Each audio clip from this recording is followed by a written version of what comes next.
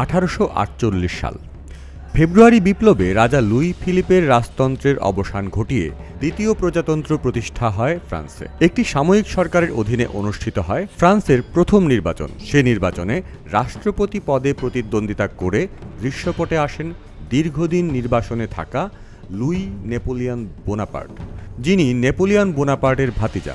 তার নামই ছিল তার সবচেয়ে বড় রাজনৈতিক পুঁজি।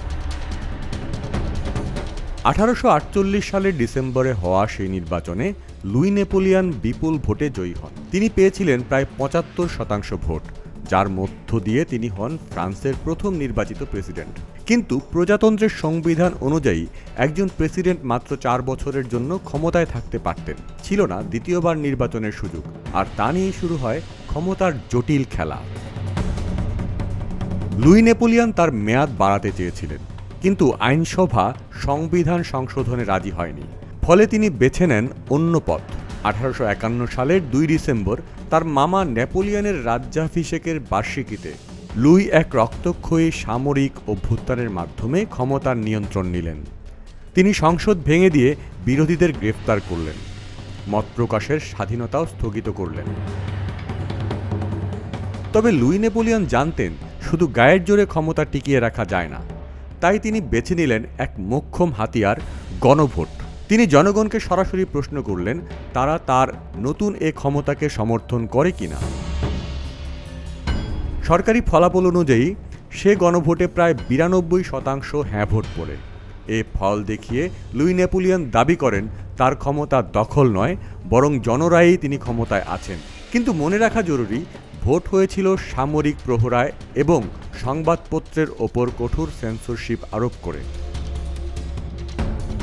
ক্ষমতার মেয়াদ 10 বছর বাড়িয়েও লুই শান্ত হলেন না। তিনি ঠিক 1 বছর পর 1852 সালে আরেকটি গণভোটের আয়োজন করেন।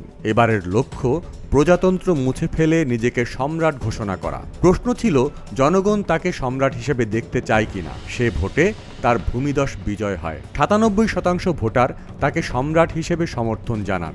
এর মধ্য দিয়ে জন্ম নেয় দ্বিতীয় সাম্রাজ্য, আর লুই নেপোলিয়ন হন সম্রাট তৃতীয় নেপোলিয়ন।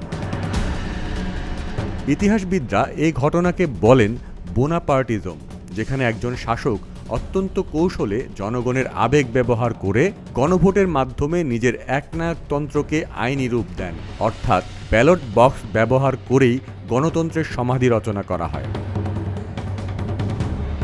লুই নেপোলিয়নের এই ঘটনা প্রবাহ প্রমাণ করে যে গণভোট সবসময় গণতন্ত্রের প্রতীক নয়। যদি স্বচ্ছতা, অবাধ প্রচার ও নিরপেক্ষ পরিবেশ না থাকে, তবে গণভোট হতে পারে স্বৈরতন্ত্রকে বৈধ করার সবচেয়ে কার্যকর অস্ত্র।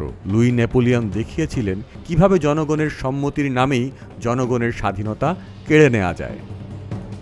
জহির দীপু, প্রতিদিনের বাংলাদেশ।